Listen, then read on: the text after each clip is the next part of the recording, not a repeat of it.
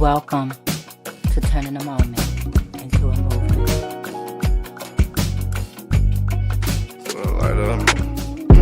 Just let the light of mine. I'm gon' let it shine. I'm gon' let it shine.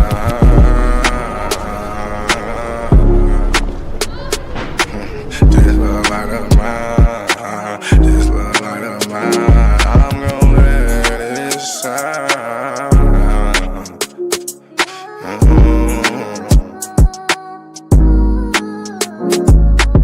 This little light of mine, I'm gon' let it shine. I'm gon' let it shine. This little light of mine, I'm gon' let it shine. I'm gon' let it shine. Oh Lord, just let it shine. This light of mine, this light of mine. Oh Lord, would you please just let it shine. Take the drama out of my life. Oh Lord, every night, the pain ain't right. I wake up at night, I never sleep. 26, 10, and 7, that's just me. Every day I need a little seed. I need a little fresh air, man, I need to breathe. All I know is trauma, all I know is tickets. All I know is no visit, all I know is a mission to get straight up out of prison. Lord have mercy for me. Lord have mercy on my people. Preacher Mary Washington and all my real. Lord have mercy with my people. I pray to God, we really need you. When I was down bad, when things weren't going right, every time I prayed at night, I put my hands up in my face. I said, Lord have mercy, little light of mine. Lord God, please let it shine. It's the drama that I live in my life. I swear to God, I was a bad guy every night. 10 toes down, salute. Everybody suffering, everybody who trying to make a way. Everybody looking for the sky, everybody looking for that piece of pie. In a law library, I know what that feel like. hoping that somebody get active and involved in your situation. Man, pop your collar and pray, cause Lord have mercy on my soul. And they make bad guy father get out soon. And the rest of those brothers who be mobbing to child each morning. Oh man, I ain't going to this afternoon. Man, I'ma miss dinner today. I got a cup of noodles. You know what that feel like? Yeah, you know what it is. And if you a victim of a wrongful conviction, suffered and served by Ken Worthy, then I know that you know what that pain feel like. And your mama know what that pain feel like. Your father know what that pain feel like. With that light, let that little shine. Let that light shine a little light of mine. Bad guy, Doughboy Week, all these great people in this great world of ours. 10 toes down, salute. I appreciate you, bad guy. I appreciate you, Week. I appreciate the tech. I appreciate everybody in the studio.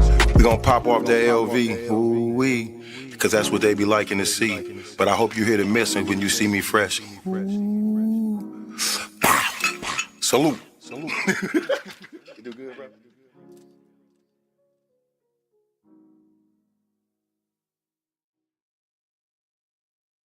Greetings, everyone. Thank you for joining us tonight on Turning a Moment into a Movement. I am your host, J Love. I also represent the Justice for GERARD movement. GERARD is my son who was wrongly convicted for a crime he didn't do. And we talk about it every week. He was innocent and he went to prison for that crime. So, and because of that journey with GERARD and all the people I met on that journey, we created this platform called Turning a Moment into a Movement, where we come every week to discuss injustice and wrongful convictions and things that's going on in our communities. Our mission here, and let me put it up right quick.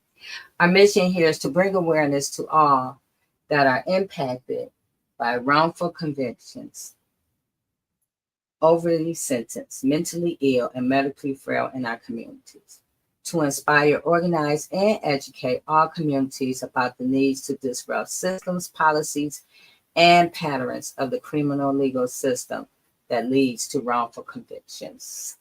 So thank you for joining us. And I'm going to bring on Trishay. Hey, Trishay. You muted. Oops. How y'all doing tonight? How you doing, J Love?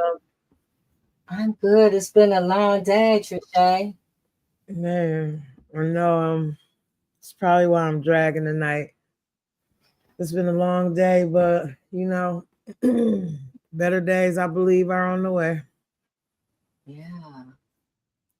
We had a big thing today, and I was so glad on how it turned out. If you want to talk about it a little bit, we can talk about it. Oh, yeah. So we were blessed to connect with about 26 women that have shared some of the atrocities that they have faced at Women's Huron Valley. And on today, 5 of those women came forward to meet with legislators.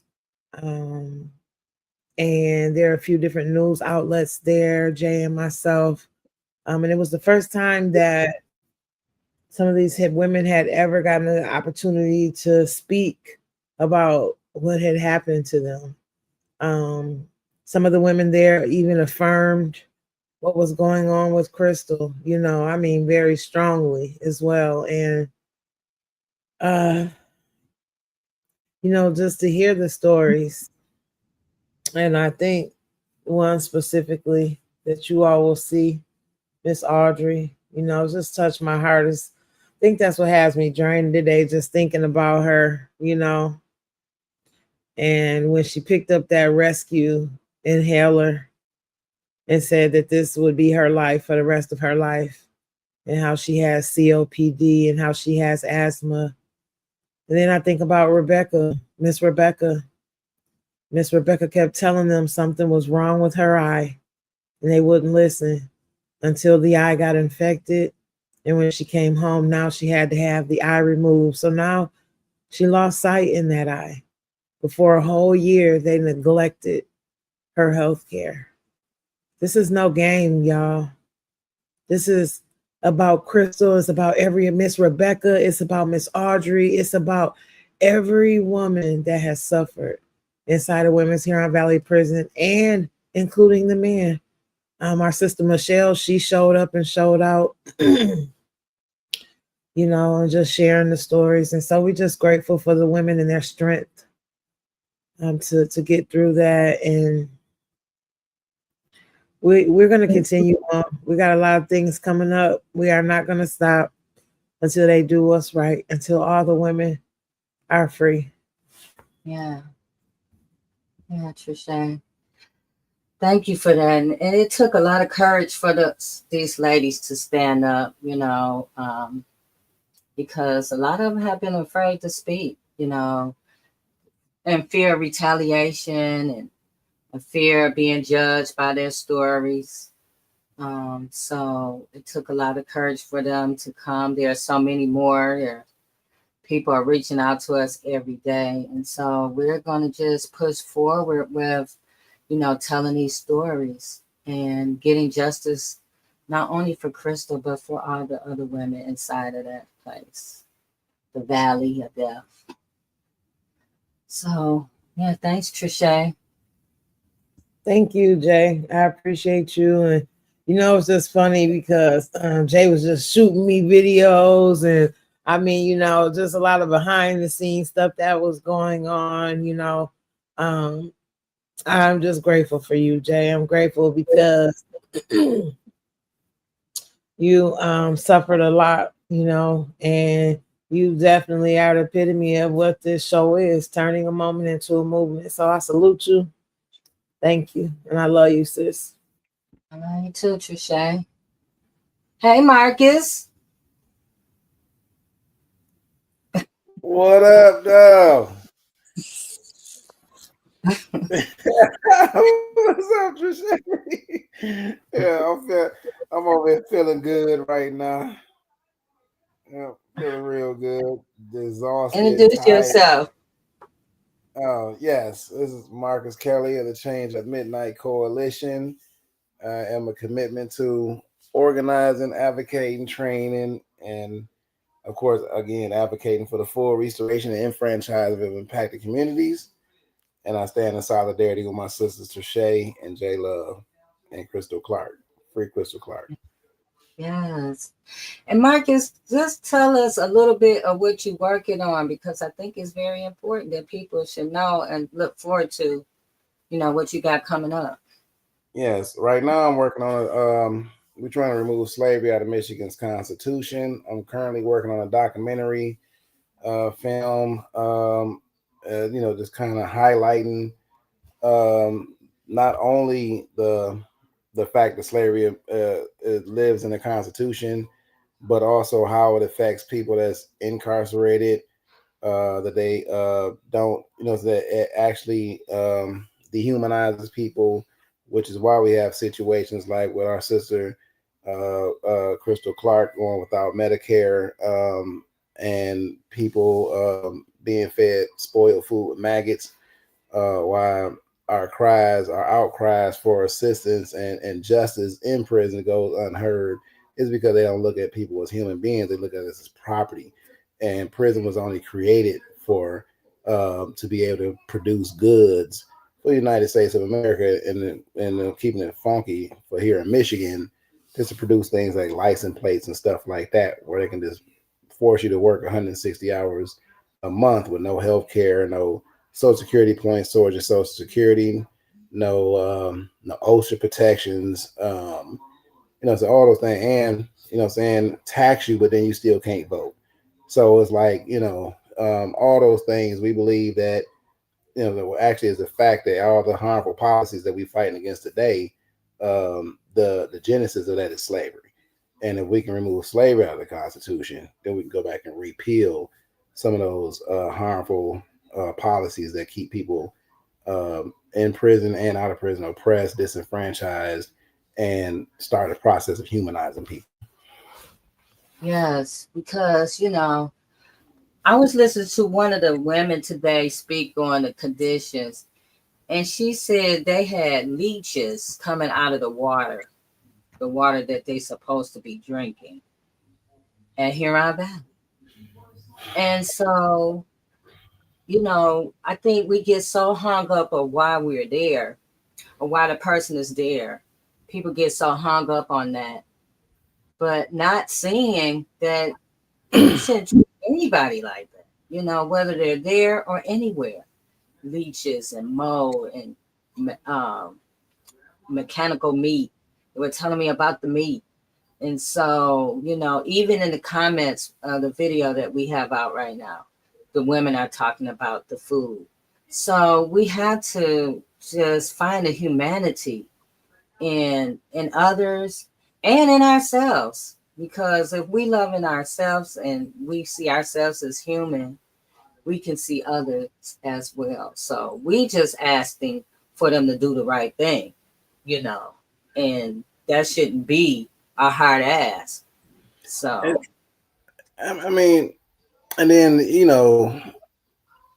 as disgusting as it is, we have to really think about how this particular system was woven into our fabric of even what we consider to be public health and safety and criminal justice.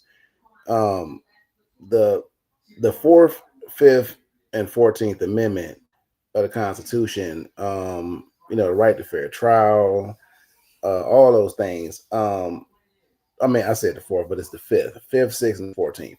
Nowhere in those courtrooms that they tell us that jurisprudence was dependent on you losing your status and becoming a slave and status.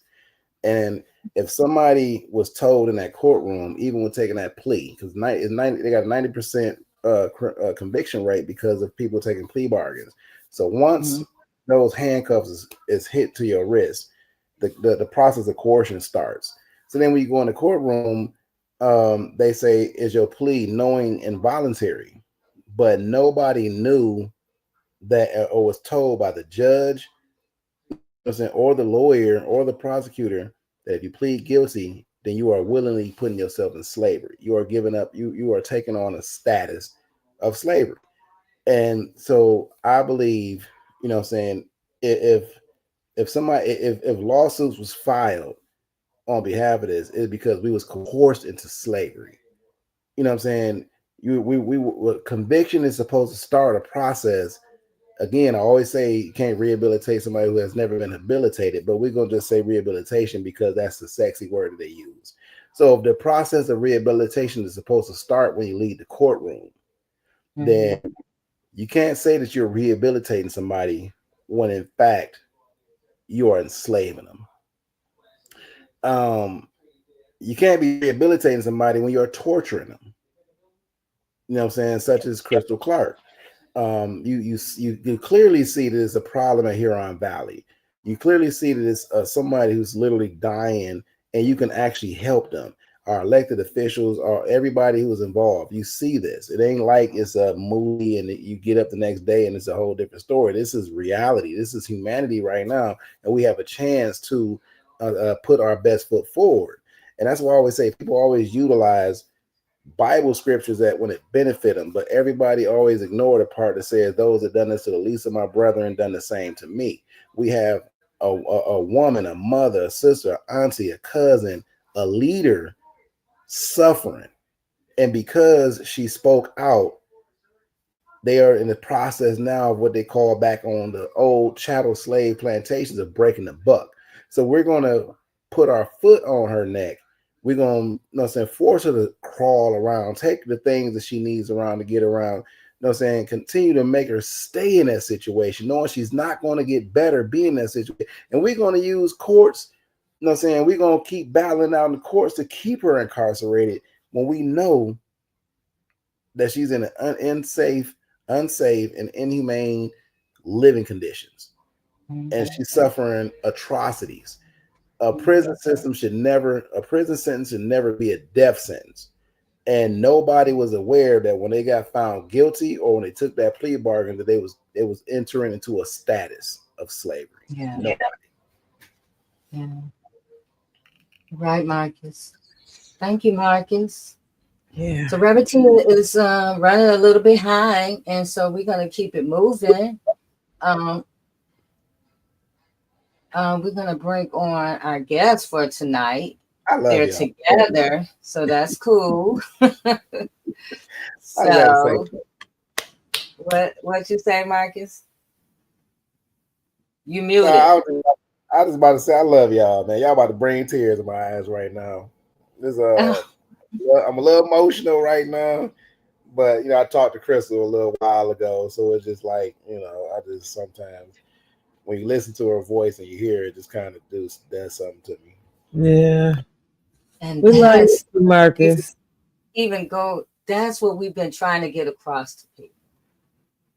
When you hear her voice, when you talking to her, that is what pushes us to be so passionate about what we're advocating for. So I get the Marcus. I get it. And let me say this, Jay, I will no longer apologize for anything that is said, anything that is done. I don't think we was apologizing anyways, but at the end of the day, we need action. And until we get action, we're going to continue to push, and we don't care who doesn't like it. We have been politically correct. We have, behaved. We have tried to work alongside. We have call people in instead of call them out. Doggone it, it's time to call jokers out. Mm-hmm. This is 5 years, and we need action. And we're going to get action because we're going to keep pushing until we get it. Yeah. Right. So now we're going to bring on our guests, the awesome Miss Diane. and Michael DeGraffinried. Am I saying that right, Michael? Help me with that because I don't want to mess your name up. It's DeGraffinried. DeGraffinried. Greetings, you guys. Yeah. Hello.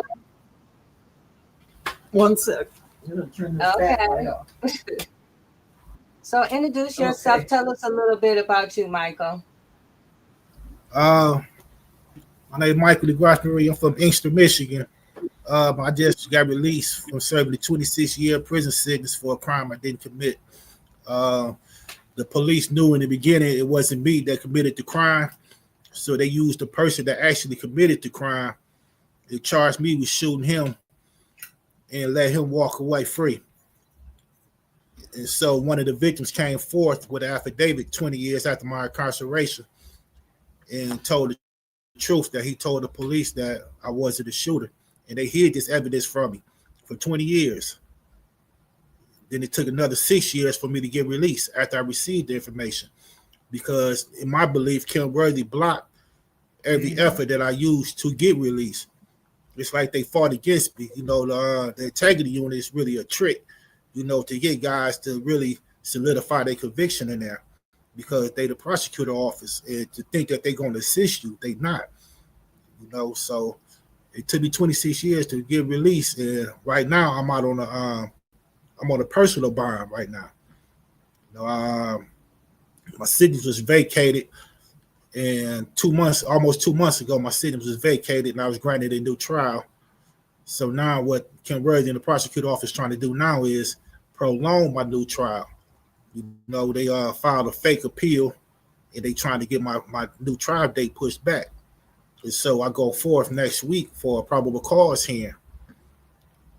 And hopefully, like I said, I'm out on a personal bond. They just took the GPS tether off my leg, and so I'm still trying to fight to get my life back. Even though I'm in the streets, I still ain't free because I still got this hanging over my head. Kim Worthy, they got all the evidence I'm innocent. They got the person that confessed to doing it. I don't understand why she's still trying to fight so hard to send me back.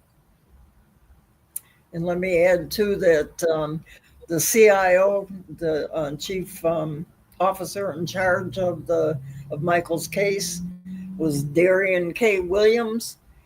While Michael was on trial, he was busy driving across Michigan in his Inkster police car on Inkster police time, robbing drug dealers and getting paid for it.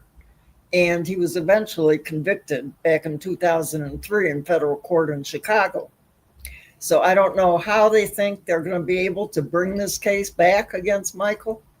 This was a travesty that this officer was allowed to do that, testified at Michael's trial, and, was taken in nothing, saying nothing about what he was doing. It was after the trial that he got convicted. But for them to think that they can just bring this back now when a man like that was in charge of the case. So wait, Diane, you said this officer, you're muted, Trisha. He was riding across town robbing drug dealers. And across the state, across Michigan. Well, what actually happened was him and another guy concocted a plan that the other guy would buy the drugs from the guy. And when the guy pulled off with the money, the police officer pulled him over and take all the money from the guy. And this is a case, U.S. versus Steele. This is a case that the officer got on the stand and admitted to what he actually done. He got on the stand and admitted that they did a drug deal. And he pulled the car over in his police car. It was $400,000. It took the money, and he was paid $15,000 for his part. Then he went to prison for extortion, where he told the same guy, he arrested the guy, and they created a carjacking scam, where he told the guy that, give me $150,000 and I'll make your case disappear. The guy refused while they had him in jail, so the police went to the guy's wife in Illinois. The guy's wife called the FBI, and they recorded the whole conversation. And they got him in the middle of erasing the case and picking the money up. And everybody played a part of the case with the prison. And this is a case. It's U.S. versus Steele. I don't know the exact numbers, but that's the name of the case.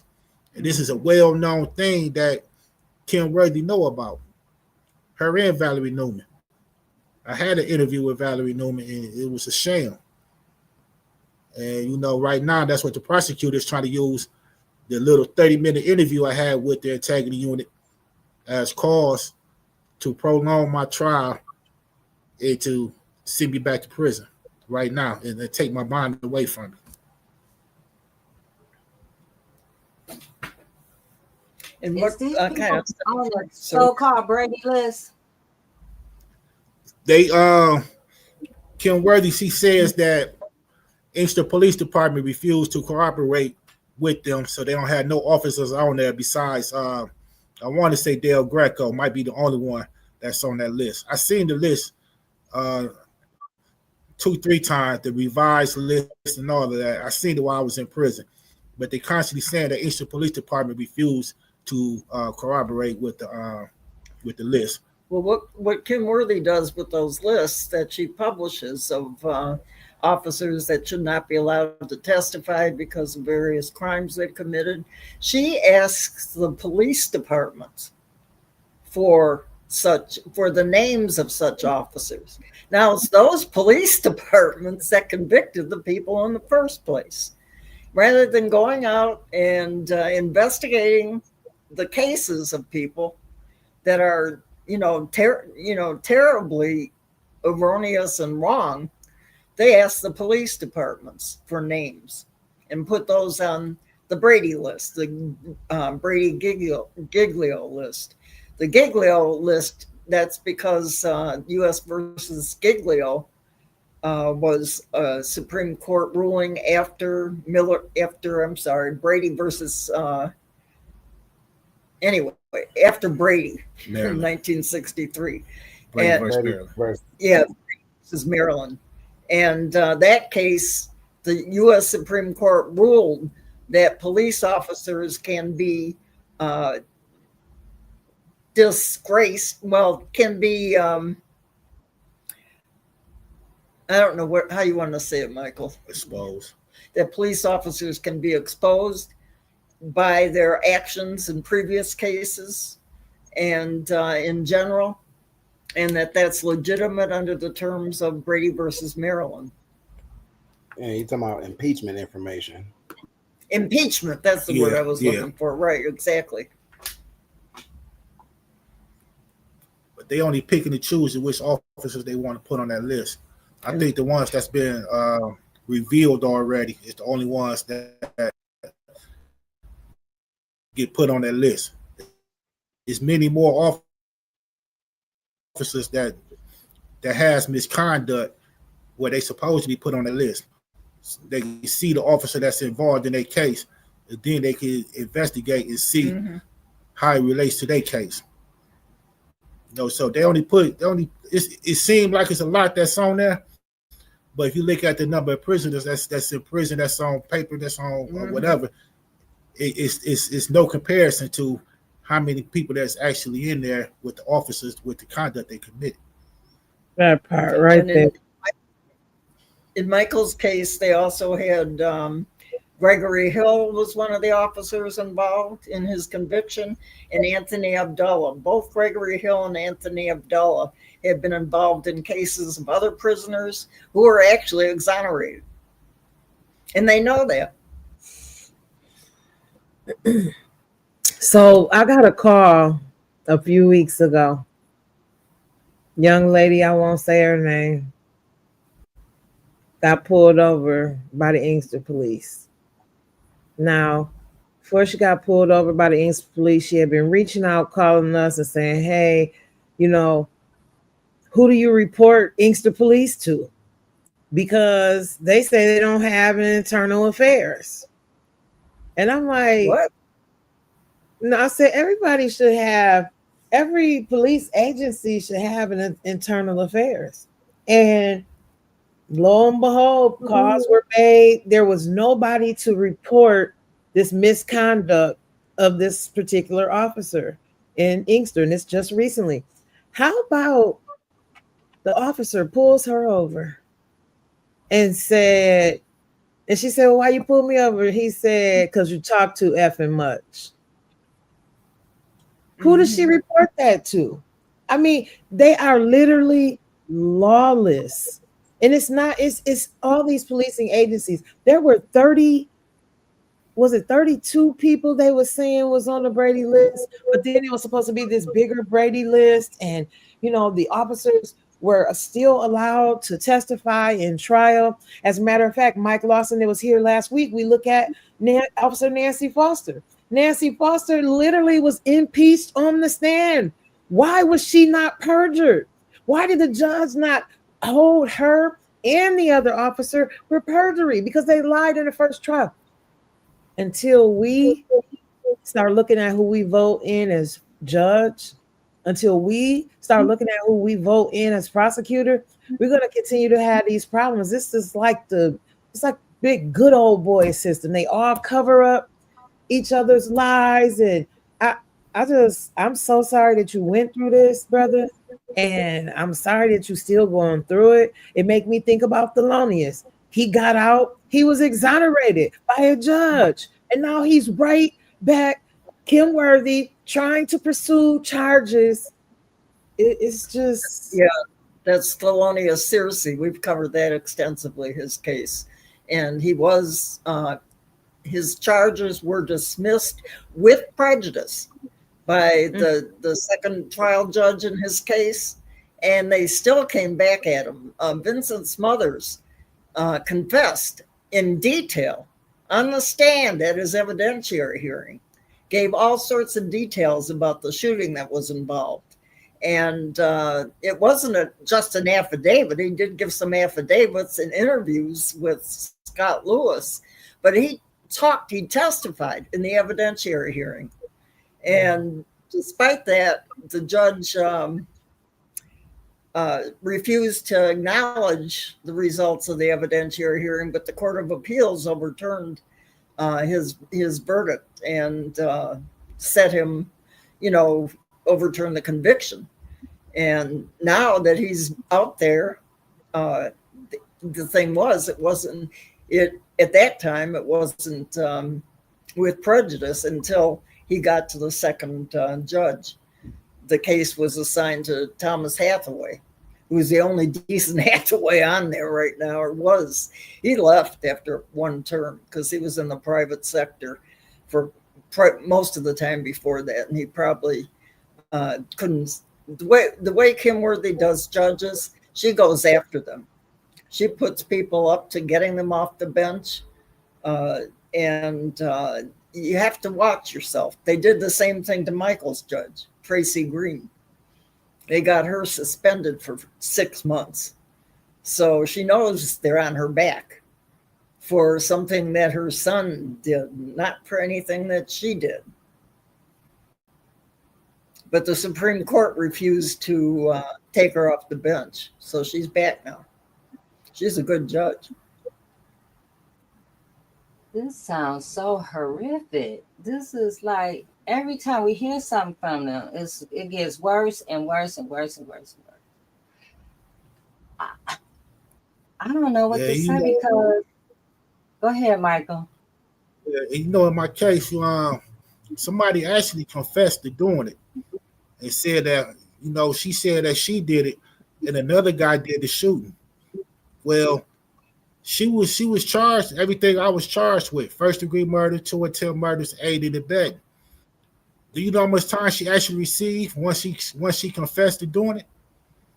She was given probation. And she said that somebody else committed the crime.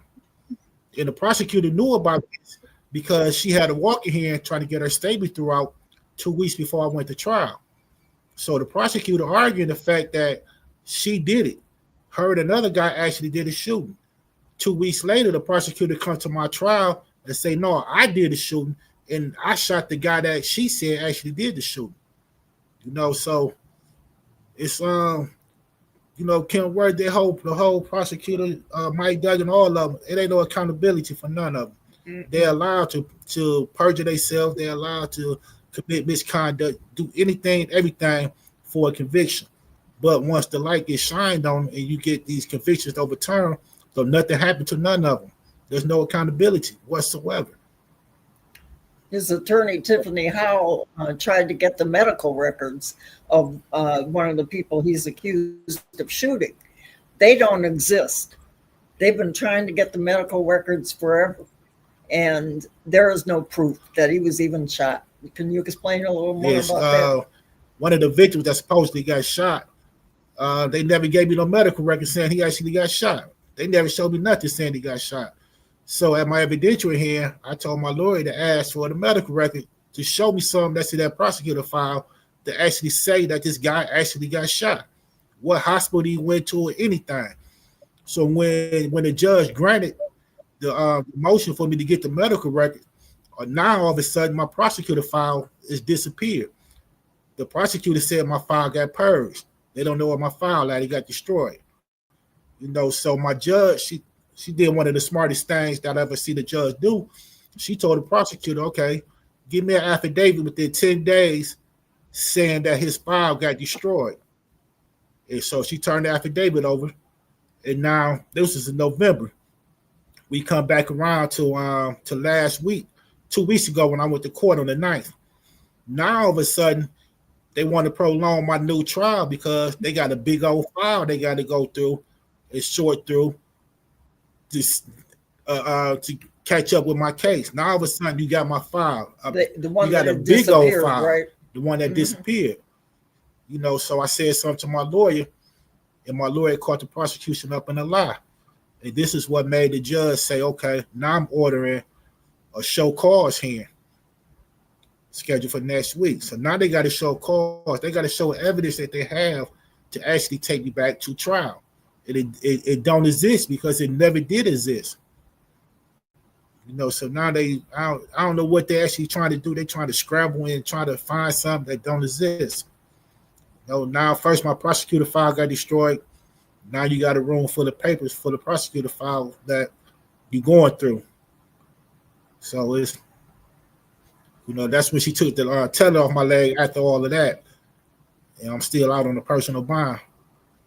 And for me to be released on a personal bond after serving 26 years on a murder case, you know, it shows to me that the case is real weak, and they just, you know, trying to throw stuff against the wall to see if it stick.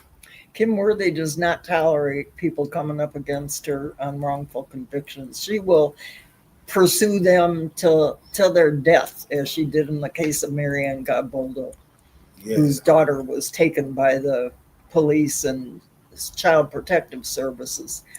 And she stood them off for a long time. In 2011, the police descended on her home with helicopters, tanks, everything. Yeah.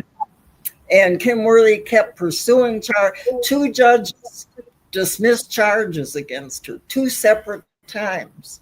And Kim Worthy kept pursuing it until she finally got a ruling on her side from the Michigan Supreme Court. And Marianne Gaboldo was scheduled to go back to trial on the charges again. The night before, she had an aneurysm. Her brain vessel, her blood vessels burst. And she was incapacitated until she died about 6 months later. Kim Worthy literally prosecuted her to death. She was a mother trying to protect her 13-year-old daughter from the state, from police, and from the healthcare institution, the corrupt healthcare institutions. Yeah, I remember that. That's sad. I wanted to answer Trishay's question. Every municipality is supposed to have a internal affairs space in there, but if they don't, then you need to tell that particular person. If they don't, then she can actually file in the Eastern District Court.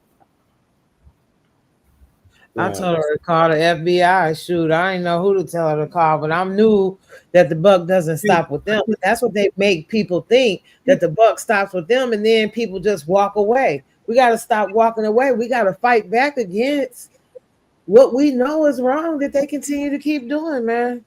Go take that. Go in the Eastern District Court, and then they're gonna ask what steps does she take to remedy it, and she let them know I went and tried to report. Tell them who she tried to report it to in that space, and they said there was no internal affairs with that.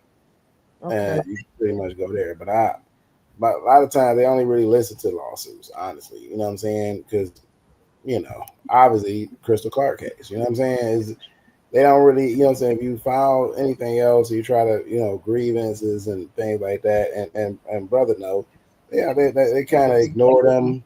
Because they really don't expect you to go further. But here's the thing: the state, you know what I'm saying, makes so much money off of the policing system. They get about 60%, 70% of the budget. So they make so much money that they would actually take you to court and tie you all the way up in court for years. It's like, we got money. You know what I'm saying? We get $9 billion, you know what I'm saying, a year. So what's a couple $100,000? So it's like, you know what I'm saying? So you just had to, you know what I'm saying? A prime example of that, I don't know if y'all watched the Alabama project, Alabama Solution. That was just so disgusting, but it gave a prime example of the atrocities, you know what I'm saying? Such as, you know what I'm saying? I think it was Brother Michael. Yeah, I got the same kind of situation as you on drug charges. I had a Brady Giglio case too. And one of and my officer, which is the ex-detective Mark Ferguson, was planting dope on people, and you know, just caught him up in all kind of lies, and they still allowed him to testify on me in trial, and I didn't even find out that he was being investigated until about 2 years after I was in prison, and then my case came up on the news. Like, you know what I'm saying, y'all, they locked the innocent man up, you know what I mean? And and that's the only reason I even found out about it. They never told my attorney. You know what I'm saying? I'm telling the courts and everybody, they lying, they like, and they finally come out like, well, he been saying they lying all this time. Y'all let him testify on this man, even though y'all knew that you know what I'm saying, he had impeaching information that he could impeach them in front of the jury. You know what I'm saying? You've been planting evidence on people. You are actually under investigation for planting evidence on people. You know what I'm saying? And you still allow them to testify against Marcus Kelly. So it's like, So I understand that Brady Giglio case, and I understand what you're going through. I'm still fighting myself right now. You know what I'm saying? I've been home 5.5 years, so I know exactly what you're going through. I got my conviction overturned, and they just keep appealing it back and forth. It's like a ping pong for me. But that's heartbreaking. Is trauma within itself because you got to relive it every time it comes up. You know what I'm saying? On top of having to live through the process of every time they have a stay or hold your case in abeyance when they're doing appeals, you still have this conviction on you. So you still living pretty much because slavery being in Michigan's constitution, you still living as a second-class citizen. You know what I'm saying? You still suffer the same disenfranchisement and oppression of anybody who's on parole or have a criminal conviction as a result of that conviction being on my case. And it actually blocks me from having certain, housing. If I go to housing, they look up, even though we got the ban the box, they look up, find out I'm a drug dealer, and they eyes he serve time for selling dope. So we don't want him in the neighborhood. We don't want him in this. I can't get certain jobs. So it just automatically, block me out of a lot of things that I'm actually entitled to as a human being. So I get what you're going through right now. I'm just going to tell you to keep your head up, brother. And it's going to be a fight. And you're dealing with somebody like a Kimberly Edwards. I said Kimberly Edwards. The prosecutor in Detroit, Kim Rhodes. And and as disgusting as a prosecutor that she is, you just got to keep up the fight, man. You got to keep with the faith. You know what I'm saying? Stay prayed up and just keep going, because what God got for you, can't nobody stop it. And you here right now because you're here to tell your story, and you're gonna be living to tell your story tomorrow after you get, fully exonerated. So that's really all I have for you, man. My heart goes out to you, and I just see myself in your conversation. That's why I'm usually talkative, but I just was taking in everything you was saying. Yeah, I appreciate it. The thing I got on my side right now, I got my attorney. She's a former prosecutor. She used to work for Kim Worthy. She worked for Kim Worthy for 7 years. And she's a real good attorney. She been my attorney since 2020. I filed my motion for her myself, but she came on and she took me the rest of the way. My attorney, her name is Tiffany Howe, and she's a good attorney, and she used to be a former prosecutor. So everything they trying to pull, everything they trying to do, she already know about it, and she on top of it, and she on top of them. So I got full faith in her that she gonna pull me through this. The motion that he filed, by the way, the pro se motion, I was just really struck by it because he was wonderful in that motion. He really made it plain and legal at the same time. It wasn't a bunch of legal verbiage. It was straight to the point. There's a link to it in the story that I posted on him just a couple weeks ago. So you can actually read the whole motion there. I think he probably has a future as an attorney because he did an excellent job. Oh, wow.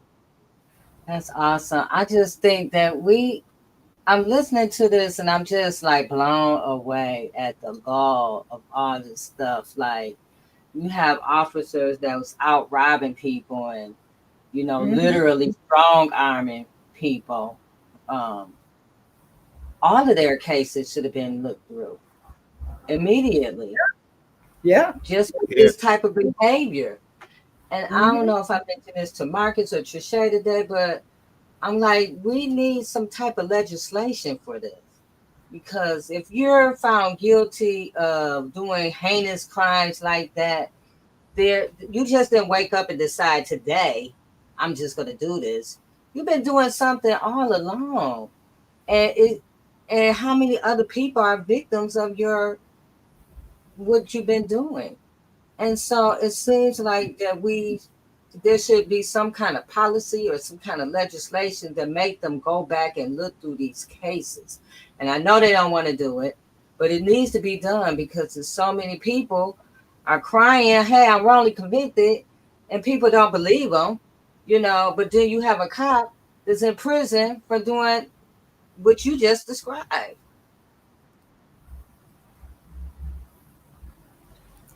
I just think that we got to really do a better job of standing up, man. I'm telling you, we walk away from stuff so much. That's why I salute your courage. You took your life into your own hands. And I'm seeing so many people do that with their cases, writing their own briefs and motions and filing stuff before the court. And you know, it's funny because Mike Lawson, he got to know the clerk like so good. You know, it's almost like the clerk was trying to help him because she seen what was happening. You know what I'm saying? And it seems like it's no outlet. I don't know if that's the right word, but it just is no justice sometimes in these cases, man. Like, how do we continue to let them get away with this? Ken Worthy is an elected official. How do we keep putting somebody in office who we know destroys files, or who was in the office not leading at that time? It makes me think about Freedom Ain't Free, Mark Craighead and Lamar. Right. Makes me think about them, how their files and different files that they were uplifting just this week at a protest. We know that files were destroyed.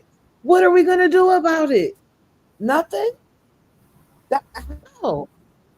Well, you know, Kim, we're already put in place to hold people accountable for this shit. Kim Worthy has the backing every time she runs for office of the Democratic Party, of the unions, all sorts of people, that organizations that are considered the star organizations in Detroit. And they just keep on, despite the evidence of what she's done to numerous people who are in prison still.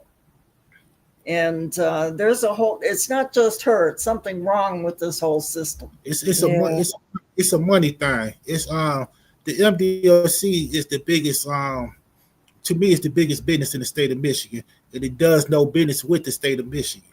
You know, it's everything is revolves around money. They send so many of us to prison, and now you got to pay for everything. When I came through, you didn't have to pay court costs. You didn't have to pay all that type of stuff.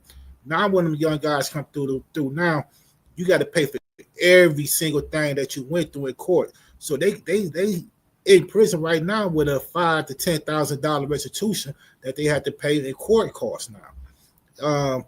They do business with Kansas City, Missouri when you order in food, you order secure packs.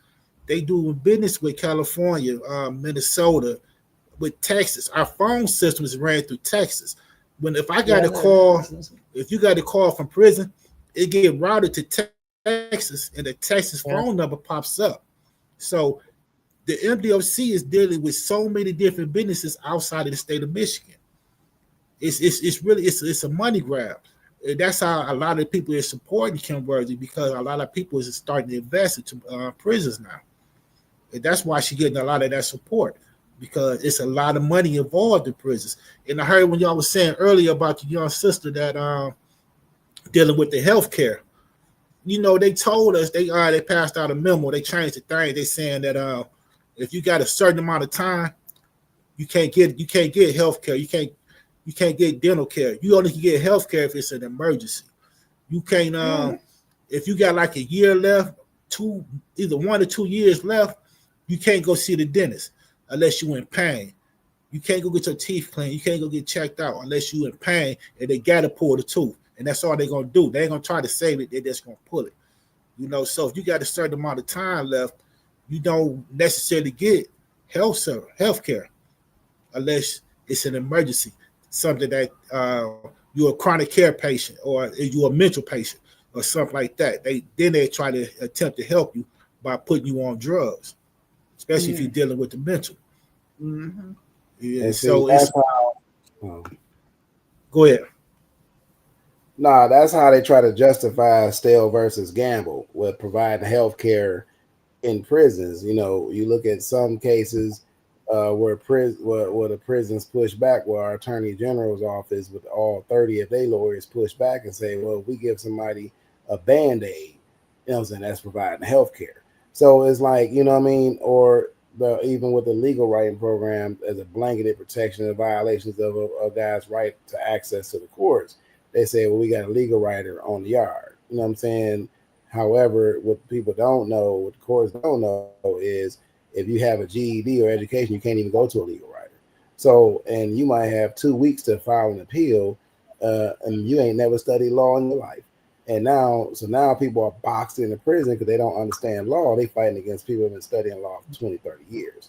The problem that we have with our system, Brother Mike, is like we just discussed earlier. When you're talking about slavery being in Michigan's constitution, when we're talking about how jurisprudence had, even in jurisprudence, the judge never told you that you're being sentenced to a status of slavery, or when you in violation of your 5th, 6th, and your 14th Amendment right, because you can't even make a voluntary plea if they didn't tell you that you're giving up your status to become a slave and be subjected to involuntary servitude. So so you right about saying it's a money grab and it's a whole money system. But when we understand how that system was created, you got to go all the way back to Article 1, subsection 9 of Michigan's Constitution. It said we abolish slavery and involuntary servitude except for punishment for a crime.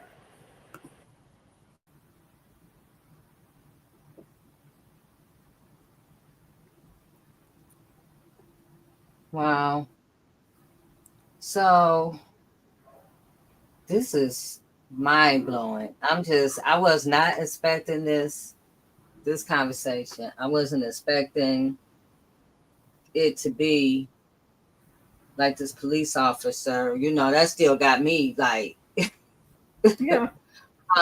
how can this police officer not be on a Brady list anywhere, or the other ones? And also, how can he do all of this stuff and nobody say, hey, this doesn't raise a red flag to anybody in the state, anybody in the prosecutor office, anybody? And so it's kind of like Michael's case of last week. You're fighting somebody who already know the answers, who already know the truth, but they rather keep you in there, and then look who's going to pay for all of this. So when Michael, once you get cleared and you're exonerated, they're not going to pay for any of this. Prosecutor office is not going to pay for any of this. Detroit police is not going to pay for any of that. We're going to pay for it. The taxpayers are going to pay for it. There is no accountability on the other end. No, nothing. Their budget is not going to be slashed, or they're not going to lose anything from the budget. They're not going to lose anything. They just open to do it another day to somebody else. And that lies the problem. And that part is so disgusting because, again, it takes away accountability. If you start hitting people personal pockets and giving and sending people to prison for intentionally lying on somebody and destroying their life and destroying their family's life and stuff like that, then then people wouldn't be so quick to pin cases on people or something like that. Even prosecutors, if they can get prosecuted for for malicious prosecution or hiding evidence that could have exonerated this brother, then it would set a precedent to other prosecutors. Okay, we're not going to do that because I ain't going to go to prison. You know what I'm saying? But there's a reason. Why they wouldn't do that. They're going to always protect their interests, right? And because we pay for whatever, like even lawsuits, right? Every lawsuit that has ever been filed here in the state of Michigan against prisoners, against correctional officers in the state, they don't get charged. They don't never hit their accounts. They don't lose a night of sleep because the unions pay for it by using they pay for the unions pay for their attorneys. But guess who pays the lawsuit? Like you just said, Jay, we do. Mm-hmm.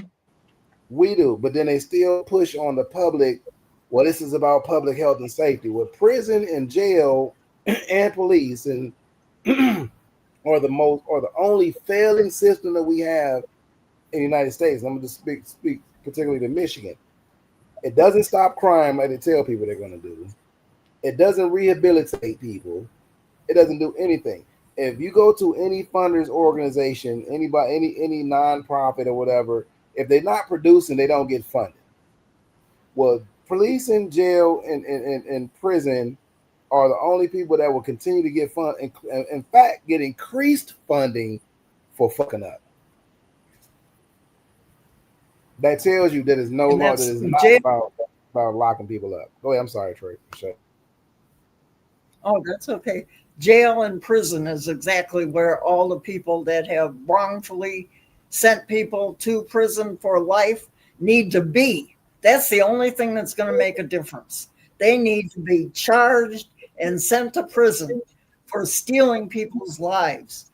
It's basically a death sentence when you send somebody to prison for life. And that is stealing somebody's life. Mm-hmm. And you know, it's so many of them that's in there still. You know, it's so many that's in there still. You know, and it just makes no sense.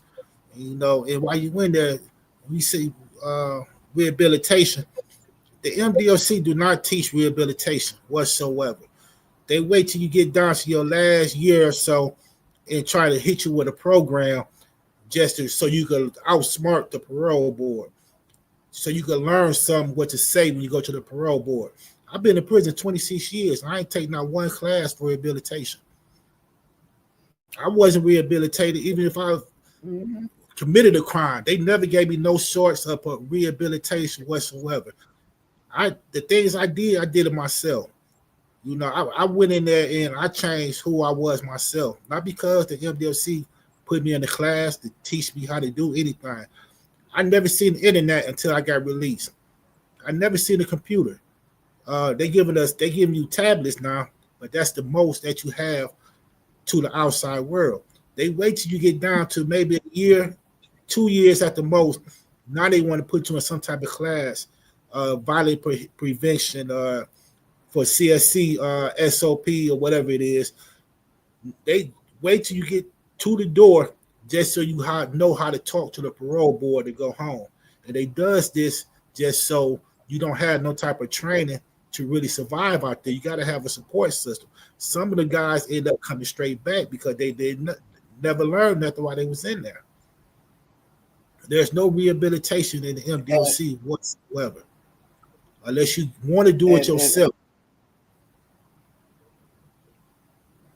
And the piggyback off what you're saying, the word rehabilitation has always been kind of used loosely because you can't rehabilitate nobody who has never been habilitated in the first place. First, you have to actually have the tools to be successful, maybe lose them and forget, and then they can rehabilitate you. But if you come from a space of disenfranchisement, poverty, things like that, or not, so you are not equipped with the necessary tools to be successful, then how is prison rehabilitating you? You've never been habilitated. And then and to your point, what you just said, you know what I'm saying, and it's sad for we got, you know what I'm saying, like our family that's come home, our juvenile lifers, it's sad because you lock a guy up for 30, 40 years, give him life in prison. He's been locked up since he was 14, 15 years old. And because he got more than 7 years, you can't get college education. You can't get, you know what I'm saying, no GED programs. You can't get, you know what I'm saying, computer trainings, work, you know what I'm saying, trades. You can't get nothing. After 30 years, when you get, they say, you know, so we letting you go. This 15-year-old kid who is now 45, 50, 60 years old walking home with no skills. Mm-hmm.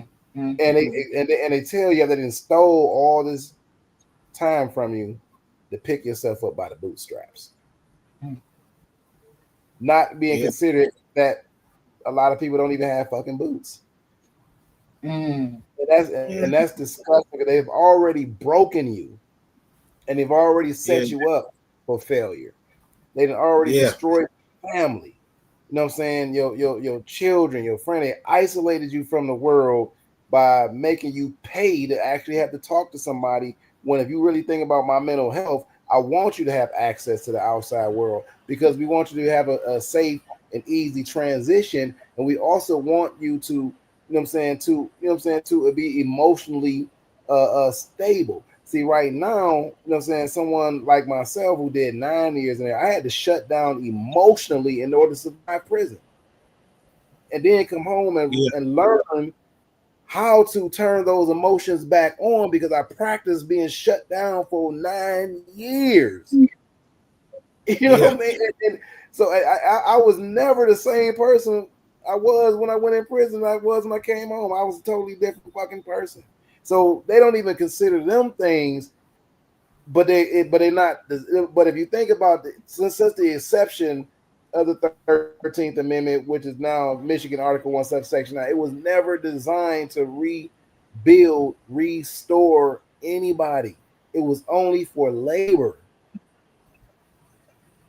So as long as I can give you a kitchen job and make you believe that you're getting some skills, and then you come home and you can't even work in a restaurant, or I can put you in there and make you make some license plates for the whole state of Michigan at $22 a month for 160 hours worth of work with no OSHA protections, no Social Security points going towards your Social Security, no health care. None of that. I'm going to make you work though all these years, and then you come home and can't even work for the Secretary of State.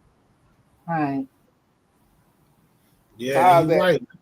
How's that debilitate somebody? Yeah, I had to shut down emotionally too. You know, so many people have died. I haven't been able to mourn them yet. I have people, my father, my grandfather, my cousin Keisha, my cousin Brian. It's so many people that have died since I've been gone. I wasn't able to mourn them. You know, and being home now, when I go to the old neighborhood, I go out there just to walk up the street, just to think about the people that's gone, the family that's gone, you know, people that have passed away. It's such an emotional strain, you know, but me, myself, I've been blessed my whole 26 years to have the same people in my corner. You know, my best friend, Makia, I had the same people been in my corner for the whole 26 years.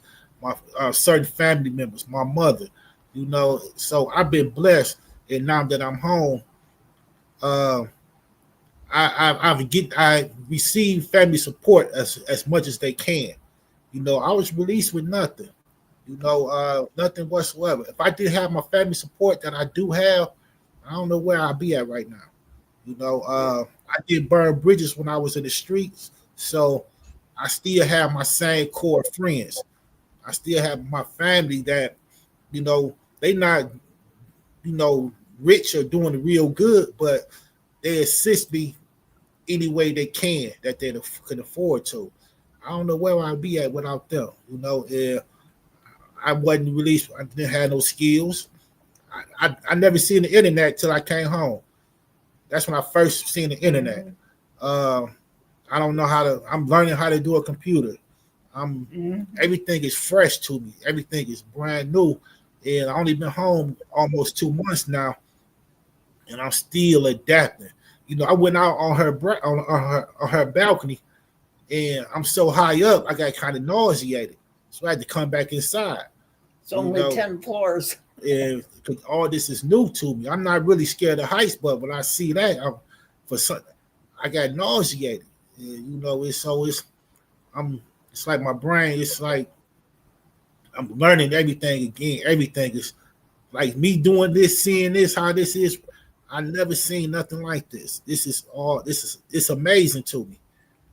You know, and it's, you know, I'm starting from the bottom. You know, while I was in there, I used to go see the mental health, not because something was wrong with me, anything like that. I done it because I know that I needed that release, that to go, that calmness, in order for me to make it through. It's like they don't provide you with nothing until you break all the way down. And so before I was even placed into a situation like that, over the years, I made sure I kept seeing a mental health doctor.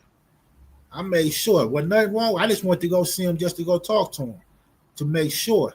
I was diagnosed with PTSD, she said, because every time I hear a noise or something move, I'm always moving my head in that direction. I'm constantly doing that. And the way she explained it to me, it's like I developed a symptom, a form of PTSD, which I knew I do have. And that's what they call now too, post-incarceration syndrome. I was People just have about to Right. say that. a long time to recover if Yeah. you ever Yeah. do. I'm still living with that right now, brother. I was diagnosed with PTSD when I was in prison, but when I came home, after going on, so after searching for a healing journey, I learned about post-incarceration syndrome. And honestly, it took me 4 years to even mourn my mother's death. My mother died 6 months before I came home from prison, and it took me 4 years to actually be able to feel. I was still trying to feel, and I still had things shelved because I'm saying, it was just something, and it's certain habits I still do now that when I get into a space where I don't want to feel something, I start to get busy. I start doing extra work, trying to put on work so I don't feel, and then I realize I need to ground myself. And I'm saying, I center myself. We center to feel more, not less. So then I center myself, sit with myself, and I allow myself to feel. I cry, whatever it can. I'm saying, wherever it can, I just let myself feel it now. And it's gonna take you some work getting to that space. You know what I mean? I owe that to Mass Liberation Network. You know what I'm saying? People like Michigan Liberation that actually took me on this healing journey that I've been on. We go back and forth. We take formerly incarcerated people to Ghana on a healing journey. We go through the slave dungeons. We go through the last bath. We go to Kumasi, Accra, and all those, and just getting in the culture and we practice centering. You know what I'm saying? Focusing on your commitments and things like that. And that's something I want to get you, you know what I'm saying, tapped into too, you know what I mean? Because it's people out here that feel you, brother. We are on a healing journey. I think we have to be able to heal and organize and at least shake off the scars of incarceration. But yeah, what you do have, and thank you, Ms. Diane, for pointing that out. But that's called post-incarceration syndrome, brother, and that's something that you have to live with. But learn how to live with, to recognize, you know what I'm saying? And like the one thing you pointed out, I ain't mean to cut you off, and I'll give you the mic back. But what I had to learn is that I had to know what was going on with me, so that I can advocate for myself, so I can let my family and friends know exactly what I needed. You know what I'm saying? You can't change something that you can't name. And Can't they feel don't what know. you won't feel. Right. All right. Right. Listen. See what I'm saying? That's why I love you, Jay. You know what I'm saying? But my fault, Mike. Go ahead and finish. I ain't mean to cut you off. You had me in a moment there. I'm like feeling it. You all right? Because everything you say is the truth. I never heard of it being called post incarceration syndrome. That's my first time hearing that. Mm-hmm. And so now I know how to investigate it and how to look at it. Mm-hmm. Yeah. And you're right, I don't. By me being in that environment for so long, I don't open up to people at all. I don't discuss what's on my mind or how I'm feeling or what I'm going through at all. I'm just trying to make it through it. And if I hit a brick wall, I need somebody to explain something to me. Then I got people I can always call, and they're gonna help me through it. They're gonna guide me through it. Like I said, I never burn no bridges, so I still have people that naturally cares for me, and just want to see me, do good. So I'm blessed to be able to call multiple people, and it don't always be about financial assistance. I just need to just talk. I just need to how do I do this? Where I got to go for this, or anything. Yeah, and I got that support. So I feel to be blessed by that. So right now, Yes. everything. Yes. Just having a village is important, to help you navigate, now that you have a village and people that you can, tap into, is going to help you be able to navigate those feelings as you move forward. You know, this one part that you are fighting is against the prosecutor's office for your freedom. Again, is it's imperative that you have your village. You know, because you're gonna need that. Go ahead, Marcus.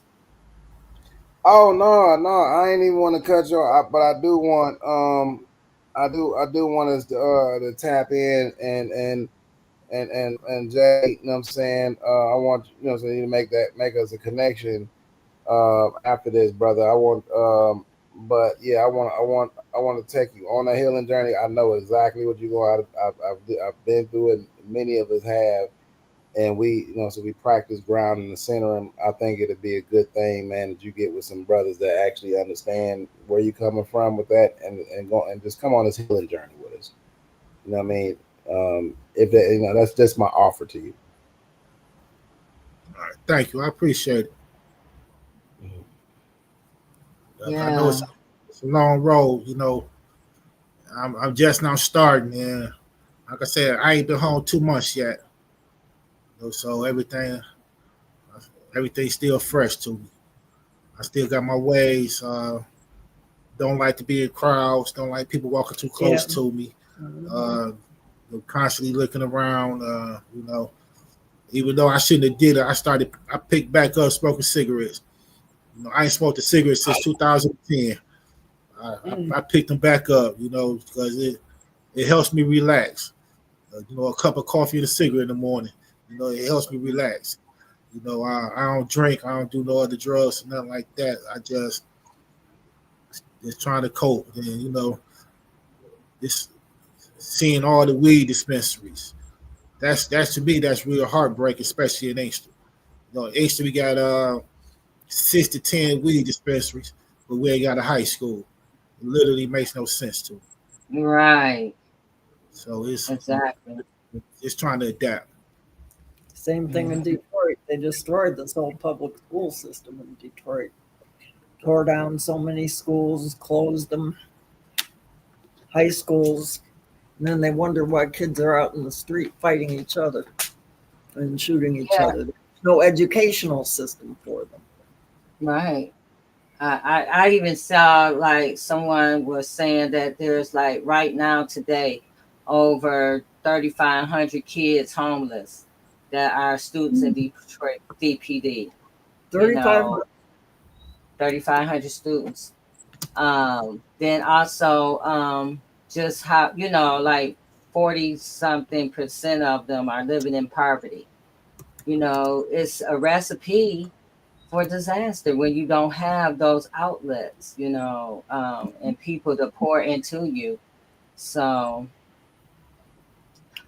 as we, fight for justice and the voices like Michael and Crystals and others, we also we're facing a battle with voting rights.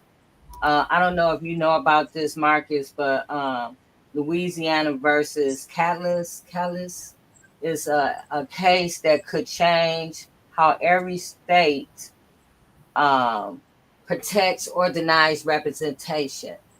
So at the heart of this question, at the heart of all of this is the same question. Who gets to be seen, who gets to be heard, and who are counted in America? If the Supreme Court rules that states can't create majority Black districts, even to fix discrimination, it will silence millions of Black and brown voters across the country. Just like the system failed Michael and Christo and you, Marcus, and others, it is now trying to rewrite the rules to erase justice at the ballot boxes.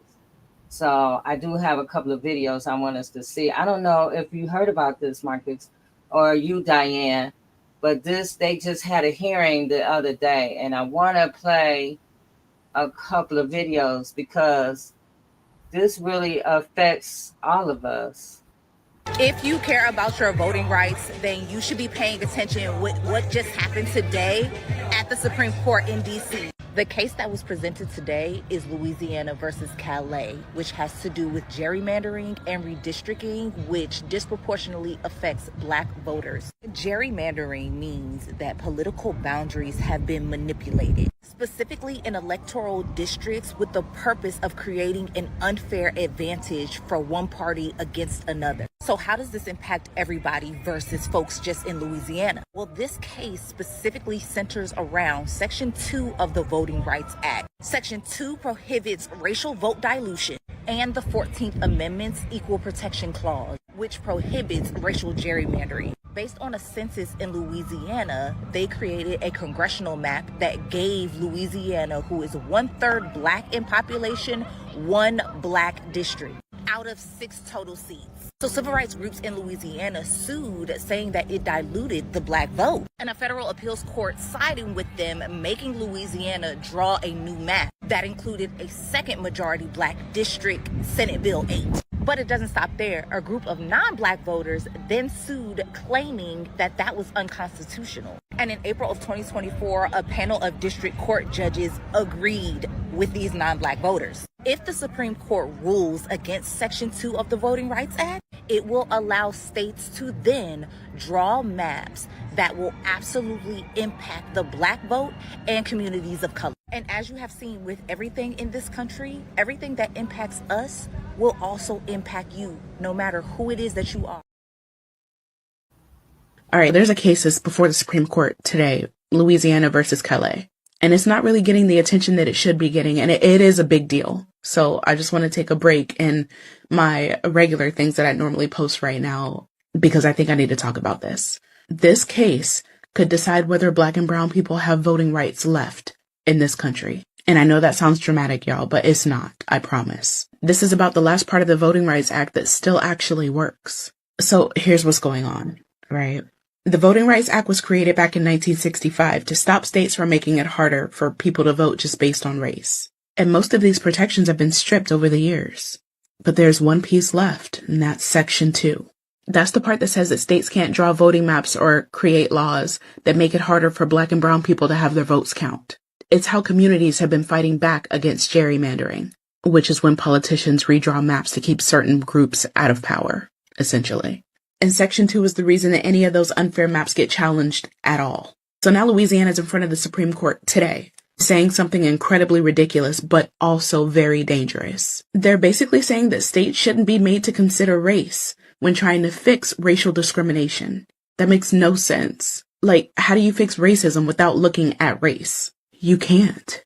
But that's their argument, and the Supreme Court agreed to hear it. And if the Supreme Court sides with them, Section 2 won't be completely gone. It'll stop working. Because if you can't talk about race, then you can't prove racism. That's the loophole. Back in the 80s, the Supreme Court tried to make this law weaker. They said that you had to prove that racism was intentional. Like you needed someone caught saying, yeah, I did this to stop Black people from voting. And that made cases almost impossible to win. So Congress actually stepped in and said if a law ends up hurting Black voters, then that's enough. You don't have to prove impact, just intent. That's how Section 2 got stronger again. That's how Black, Native, and Latino communities started winning back fairer representation. But Calais could undo all of that progress. If Louisiana wins this case, there won't be any real federal law to protect voters of color. The part that used to stop states from changing laws without permission, that died in 2013 with Shelby County v. Holder. And this would take away what's left. And we already know what happens when that guardrail disappears. After Shelby, Texas, Alabama, North Carolina, they all started passing voter ID laws that targeted Black and brown people. And in Pasadena, Texas, they redrew maps overnight to weaken Latino power. It's the same pattern every time. They just keep waiting until nobody's looking. So yeah, Louisiana v. Calais isn't on every headline, but it should be. Because this case is not just about one election. It's not just about one instance. This is not just one case. It's about whether our votes, our voices, really, still matter after this election is over. So if they gut Section 2, discrimination in voting won't just get worse. It'll get harder to prove. And when something can't be proven, it can't be stopped. And that's how they win quietly. Not with violence this time, but with paperwork and silence. I'm going to put a handful of legal organizations below that are working to stop this oppression. If you can donate, please do. But if you have a voice, you don't need a platform. If you have a voice, Spread the word. More of us need to know about this. Authoritarian systems survive on fatigue. The way you stop them is through repetition, connection, and support for the causes made to protect us. Yeah. Land of the free. The Supreme Court is trying to hide its plan to prevent black people from voting and rig elections for Republicans. This is bad, like very, very bad. The court's announcement that it'll pick up Louisiana v. Calais signals they're ready and eager to dismantle the Voting Rights Act of 1965. The monumental legislation was a major turning point for the civil rights movement, guaranteeing equal protection for minority voters and that their districts would fairly and accurately represent their populations. The Voting Rights Act was necessary because previously, white people literally owned black people, so finally giving them access to fair elections was the least we could do. The case in Louisiana was brought forth by a bunch of racist white people who say that the Voting Rights Act is racist against white people, saying that the equal treatment of minority voters is actually discrimination against white voters, partly because of racism, and also because people of color and black people are more likely to vote Democrat. Republicans want to make it so that they have the legal ability to gerrymander the it out of the country to make it harder for their votes to count as much as white people's votes do. All states will be able to gerrymander elections to serve the political party they favor, and a state that is only 40% white will be majority white controlled. None of what's happening is a coincidence. This is a well thought out, well coordinated, and well researched attack on many, many levels. Project 2025 and the Heritage Foundation, along with other leading conservative figures, have been working on this plan since pre-Reagan, and their plan to capture all levels of government, including the courts, has worked. I usually try to end my videos with some hope, but for this one, I can't find it. This is just scary, and we will fight this together. Yeah. So, Diane, have you heard anything about this case? Yeah, I've been following it some. I was glad to see those videos because they explained it more. But I knew it was an attack on the voting rights of black and brown and poor people in this country, in the districts in which we live. So it's serious. There's a book out that called The Second Amendment. It's about the Second Amendment. Wait, let me get a copy of it here. I can show you. One second. Okay. So we got a lot going on, Michael. Yeah. Still trying to make it through. This book just really blew me away. Well, it's backwards here. The Second, Race and Guns in a Fatally Unequal America. And it's by Carol Anderson. Mm-hmm. And it is a history of how the Second Amendment, from the day it was put in place, was meant to disenfranchise and disarm black people and people that were slaves at the time, and continued with all sorts of horrible massacres and everything through the 19th century, the 20th century, and it's continuing. They're trying to get back to that now. And right. So we had to stay informed. We had to, spread the word.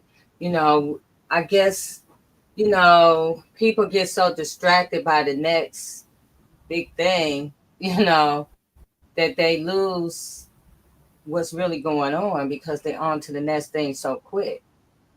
And so as with everything that's going on politically in the world, we have to do our due diligence. They're counting on us not to be involved. Just like, you've been talking tonight, Michael, they're counting on you, to give up. They want more people to give up and not fight. And then they have more slaves to keep behind and make things, to do things that for free. And so we have to just continue to fight, and we have to just stay alert to what's going on out here and educate each other about that. And the United States is actually a minor power in this on the globe right now. There is all sorts of activity. If you look outside of the United States, you can get a lot of hope from looking at what's going on in Africa with the young people there, some movements there. There's Burkina Faso, the head of that state now is extremely progressive, and a new Kwame Nkrumah, all the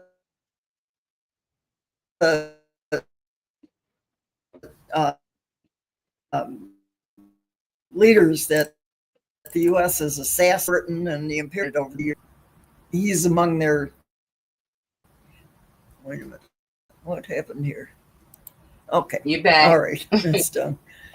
Anyway, you go there and look, and then you also look what's happening with this BRICS, the economic coalition of Brazil, Russia, China, India, and numerous others that have gotten together now to make a new world order, basically, one that isn't founded in the Western imperialist system. So that's hopeful. That gives hope to the future. And people should look beyond our borders. The United States is in dire straits right now, but it's not without hope for the rest of the globe. And, like with Venezuela right now, with Trump threatening to invade, they actually have a lot of support from Russia and Iran. And people need to get away from this. What even the Democratic Party in this country is doing is putting Russia and China up as the enemies. They are not the enemies. They are not. They have systems that are more humanely based than the capitalist system in this country. They're not really socialist anymore exactly, but their history, the Soviet Union lost 20 million people fighting fascism in World War II, and most people don't know that. They were responsible for the outcome of World War II. And so people have to get away from that standpoint of, and the Democratic Party does it all the time, makes them the bugaboos, makes them the enemy. And when our enemy is right here in this country. Right. That's the enemy of working and poor people, people of color, is right here in this country. Well, we can see it for sure now with Trump. Yeah, because the Democrats were so busy trying to, make, like you said, make the other people look like the enemies. And so instead of doing what they needed to do, and now look who's in control, and people are trying to get away from them. So, we had to hold our leaders accountable and, demand them to make public statements and do, more work to educate our communities about what's going on instead of listening to all the rhetoric, because we can get lost in that as if we're not doing our own reading and our own investigating. So. Yeah, actually, a couple of sources that I use to get the other side of the picture are Russia Today. That's a newspaper that comes out of Russia. It's on the internet. You can, and it's also on YouTube, and also Press TV from Iran. That has a whole different perspective. It gives you a lot of information about the lies that are being presented to us inside this country.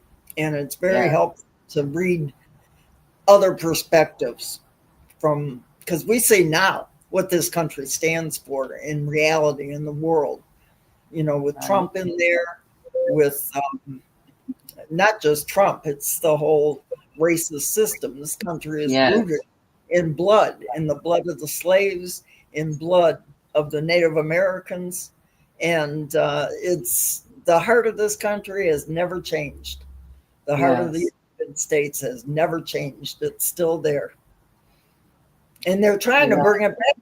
Trump's trying to get back to the Confederacy. You're right. If you're paying attention to, if you understand history and looking at what they're doing, you're right. Especially with now, even as we're talking about this case, Louisiana and Calais, where it looks like they're trying to make it, take away all the black votes and just, put it to, you know, one group thing, like they're all in control and we rarely have a voice. So we really have to pay attention and quit just walking around here oblivious to what's going on. So what is next for you, Michael? Would you let everybody know what's next? What you got? What's the next? When's your next hearing? My next court date is the 24th. That's next Friday. And that's what for prosecutor show cause. And the judge gonna make her decision on the 27th. And the hearing is what time on the next hearing Friday? is at 1:30 next Friday. Then on the 24th. Then I go back to court on the 27th for the judge to make her decision. Oh, so you could be exonerated. Wayne County Courtroom, the new courthouse. Okay. I could be released. Yeah, fully. They could drop the charges or whatever. Yes, it's possible. You know, they got to show the evidence they have to take me back to trial, and it don't exist. You know, the judge, she said that she wanted to release me, but it's not up to her. It's up to the prosecutor. You know, it's up to the Kim Worthy office. So we're going to see how everything turn out. But the reason why I say Kim Worthy office because she the head prosecutor. So everything to me, the judge has the final say so. I was granted a new trial. By me being granted a new trial, it's up to the prosecutor to drop the charges. The judge can't force them. What the judge can do is ask them to show me the evidence you have to take them to trial. And then she can dismiss the charges with prejudice. If it's not no evidence to take me back to trial, then she could dismiss it. But she still got to give the prosecutor the chance to present evidence that they have to take me to trial. And it don't exist. The only reason I was convicted in the first place was they manufactured evidence against me. You know, they used two people that wasn't even there during the shooting as their main eyewitnesses. And that's the only evidence the state had against me was two people who wasn't even there when the shooting happened saying I did it. There's no other evidence whatsoever but what they said. His chief witness in the evidentiary hearing has been a young man that was 16, I think, at the time. Yeah, he was one of the people that was shot. He was 16 when he got shot. And he told the police back then that he seen the person that actually did the shooting, that actually shot him, and it wasn't me. So they never called him to come testify in my trial. You know, that's why I say prosecutors need to be held accountable too, because if this guy is a victim and he got shot, why y'all never called him to come testify at trial saying he got shot? So y'all knew he said that back then. The prosecutor, y'all knew what he said. That's why you didn't call the victim, the guy that actually got shot, to come and get on the stand in front of the jury and say he got shot. And he testified at length during the evidentiary hearing. Yeah. That Michael was definitely not the person that did the shooting. Wow. And so how they're going to get around that, they try to act like, well, they don't believe what people say. Well, I'm sorry. There has been rulings like Robin Hammock's case, where the Michigan Supreme Court said affidavits from prisoners and from other people in the community have to be given the same weight as the courts give to professional white people, for instance, the police, all of that they have to be given the same weight. And actually, they deserve more weight because they represent the majority of the population when you come down to it. Right. Yes. So, do you have anything that you want to ask people to do in order to support you, Michael? What's your ask? I can't hear you. No, I just wanted to know, do you have an ask for the listeners or anybody that might watch this later on how they can support you? In this case? I ain't gonna lie to you. It just really never crossed my mind. My main focus been trying to get my life together. I'm starting from the bottom and trying to create something, and I don't know how to. This is a new world to me. I know who I was 26 years ago, You know, I could adapt, you know, but this is a whole brand new world to me, and I'm starting from the bottom. You know, like I said, I have, you know, few family support, but you know, it's certain things that I'm just trying to figure it out. So I'm focused on my court date next week. I'm focused on, you know, trying to get everything put behind me and then move forward. You know, Would you like people try to to find a job. Would you like people to come to the court hearing to I support mean, you? people could come to the court hearing to support me. I go to court October 24th at 1:30. Um, Judge Tracy Judge Green. Tracy Green. Mhm. My attorney, her name is Tiffany Howell, Howell. You know, you can come to the courtroom, support me, or even reach out to me on Facebook. My Facebook is Michael DeGraffinried, MICHEAL. My last name DEGRAFFINRIED. You know, I'm still trying to figure things out. You know, I don't really know what I want to do or how I'm gonna do it. I just try to take everything one day at a time because I'm learning. Mhm. Right. Well, I'm gonna get back with Diane so you and Marcus can connect. I went to I also participated in the healing experience that Marcus was talking about. I didn't go to Africa, but I went to some of the group's other experiences, and it was a very good experience. You would get a lot from it. So I'm going to make sure that you guys get connected, and we look forward to hearing from Miss Diane or you if you want to come back to tell us, the outcome of everything in Yeah, regard to your yeah, case. yeah. Yeah.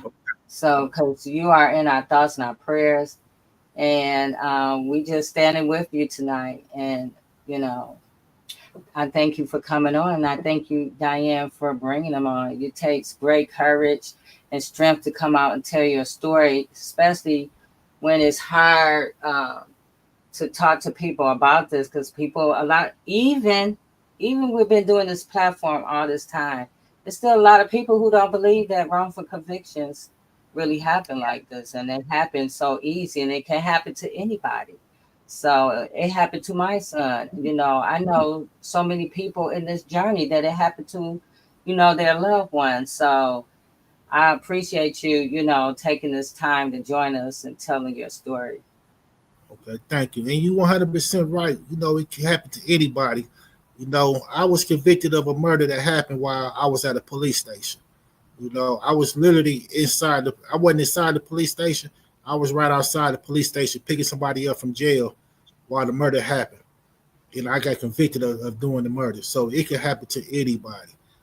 And actually, one of the private investigators that looks into these wrongful conviction cases, Scott Lewis, has estimated that probably at least 30% of the general population in the MDOC is innocent from because he's been doing all sorts of research on different cases.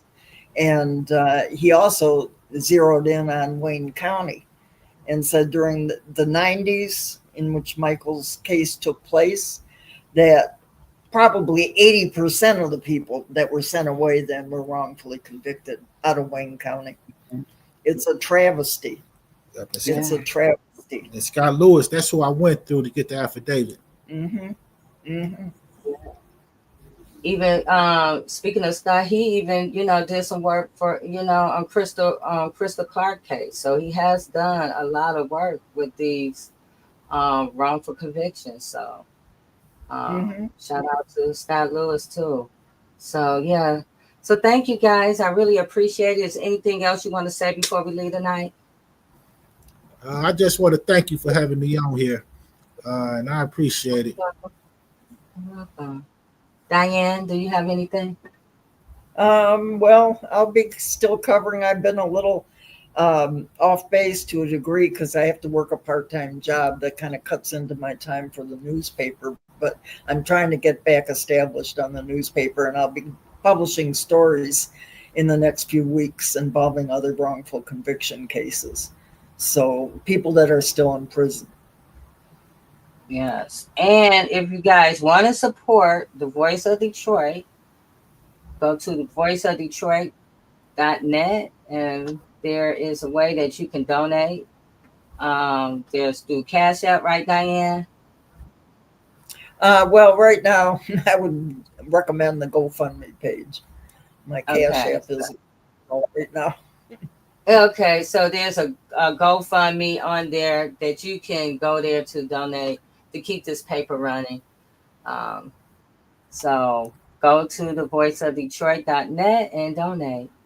Thank you so much, Diane and Michael. I really appreciate you guys coming on tonight. And I'll see next week we're going to have Exoneration Larry Darnell Smith, and also Mark Craighead and Lamar Munson from Freedom Ain't Free. And we're going to talk about some cases that they've been working on. So I'll see you guys next week. Okay. Thank you. All right. Thank you for joining me. Okay. Good night. Thank you. Okay, Good night. and thank you for having us. Take care now. You too. Good night, everybody. Just a light of mine. I'm gonna let it shine. I'm gonna let it shine.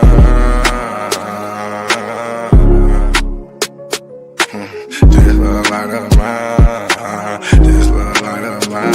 I'm gonna let it shine.